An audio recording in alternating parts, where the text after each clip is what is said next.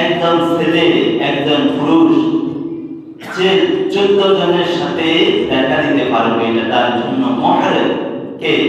1 নম্বর তার মা, 2 নম্বর তার মেয়ে, 3 নম্বর তার বোন, 4 নম্বর তার নানি, 5 নম্বর তার শাশুড়ি, 6 নম্বর তার খালা, 7 নম্বর তার ভাতিজি, 8 নম্বর তার ভাগ্নি, 9 নম্বর তার ফুফু, 10 নম্বর তার সৎ মা, 11 নম্বর তার দাদি, 12 নম্বর তার দুধ মেয়ে, 13 নম্বর তার ছেলের স্ত্রী, ছেলের বউ, 14 নম্বর দুধ মা।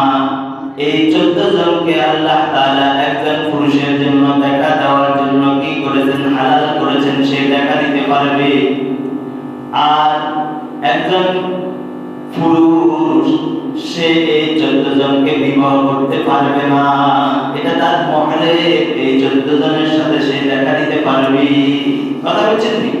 তাহলে এর বাবির নাম পড়ছে নি? তোর কথা বলেন, বাবির নাম আছে নি? না, বাবির সাথে দেখা দেওয়া, খালতো বোন, মামতো বোন, ফুফাতো বোন এদের সাথে দেখা দেওয়া জায়েজ না।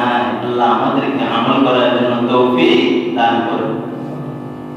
এবার আসেন, মেয়েরা 14 জনের সাথে সে দেখা দিতে কি পারবে? এটা তার জন্য মহরম, এদেরকে সে বিবাহ করতে পারবে না। ঠিক আছে?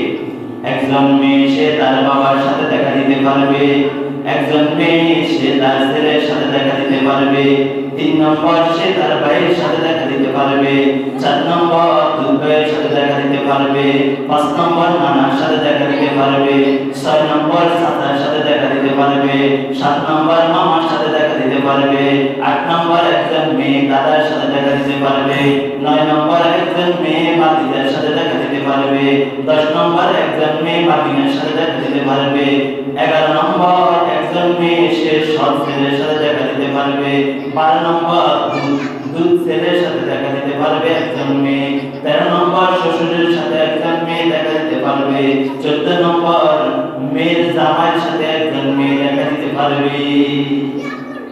এই 14 জনের সাথে আবার সে বিবাহ করতে পারবে না।